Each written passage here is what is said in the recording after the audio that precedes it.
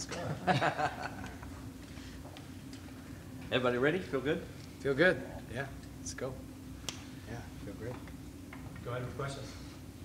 Eric, this is what you came back for, right? To turn Clemson back into a national program, to get them back to hosting regionals. I know it's just one step in the journey, but do you take any satisfaction in what you've been able to accomplish so far?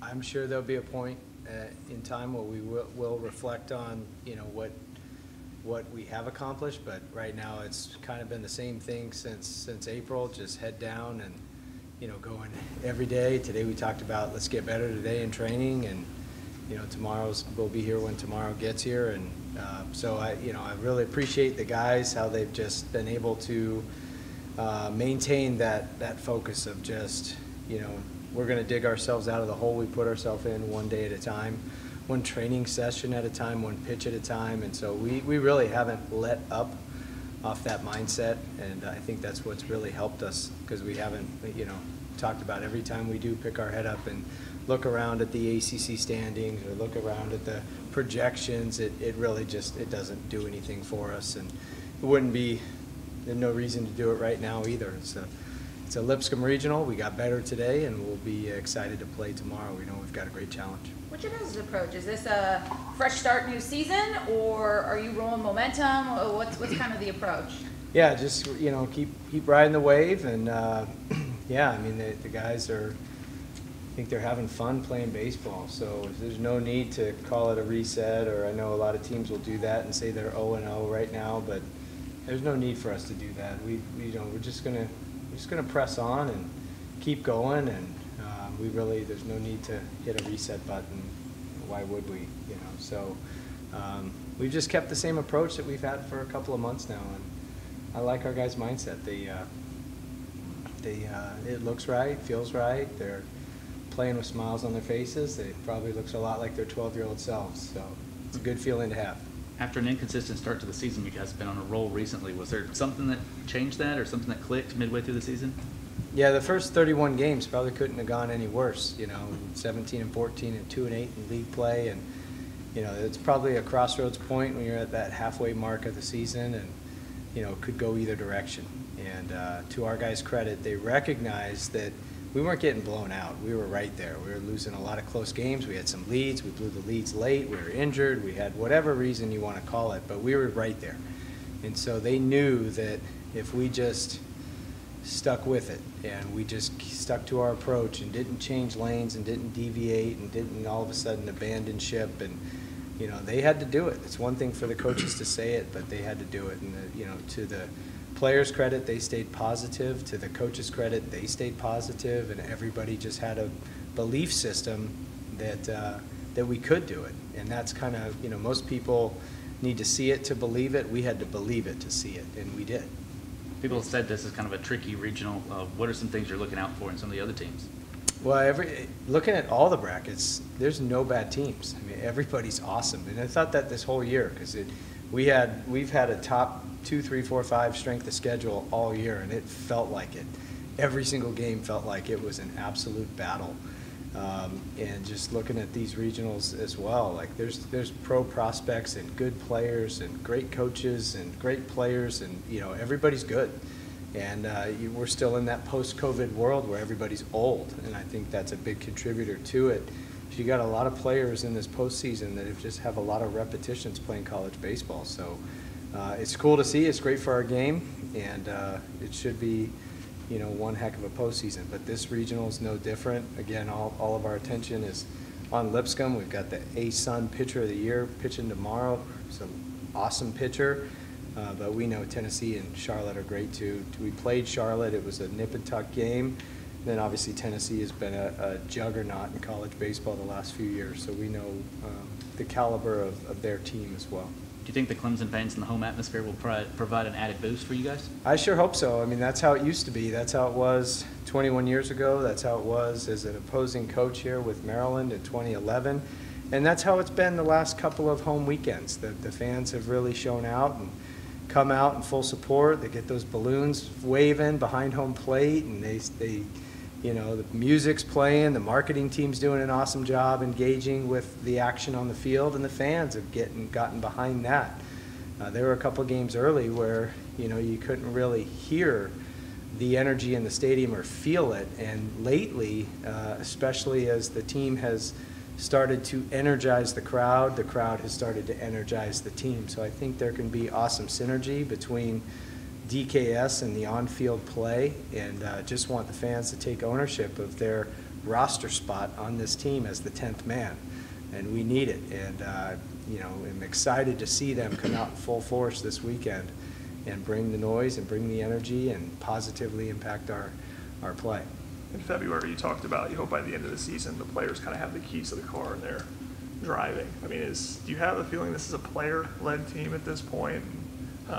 Who is leading and kind of making that the case, I guess? Yeah, I mean, there's no bad teams, there's only bad leaders, right? And that's stole that from somebody, either David Goggins or Jocko. I usually quote those two guys all the time. But the captains of this team, Riley Bertram, Blake Wright, Ryan Ammons, Jackson Lindley, have just done an awesome job keeping the team together, especially when we were being dragged through the mud and going through it 2-8. They did not let the team get negative. And because of that, you know, they deserve a lot of the credit. And at some point over the last few weeks and month, you can just see it. You can see them.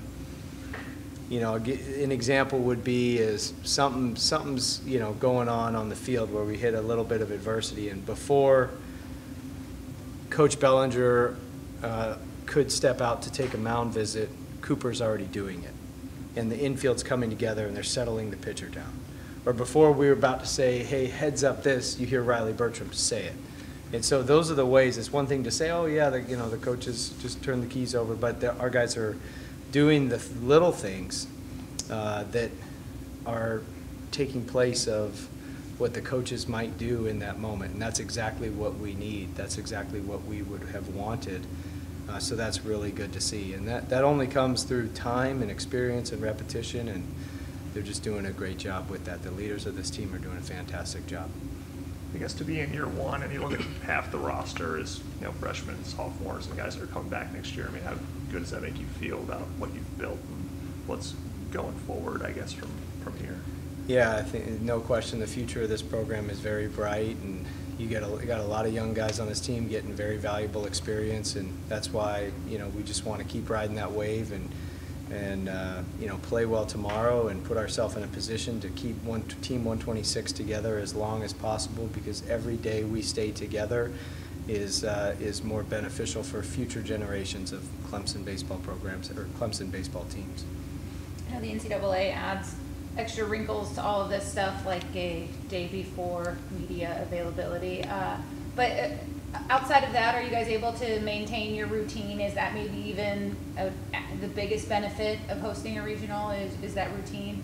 Yeah, we talked about that. We talked about just, you know, did some postseason thoughts in this very room and just talked about the importance of staying on our routine.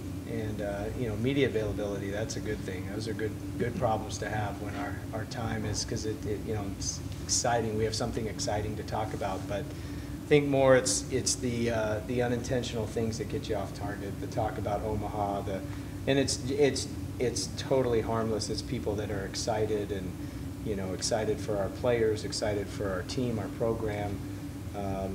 So it's just, you know, it's just making sure that our players stay in the moment and they keep their friends and family in the moment. You know, not one single team in the postseason is advancing to Omaha after this weekend. So I think the message for us is to stay with our routine, keep our eyes on the target of, you know, our mindset and how we play, and the execution that goes with that. That's the most important thing. You played some crowd noise today during the first part of practice. Was that just getting ready for this crowd, or are you looking at? No, we always do.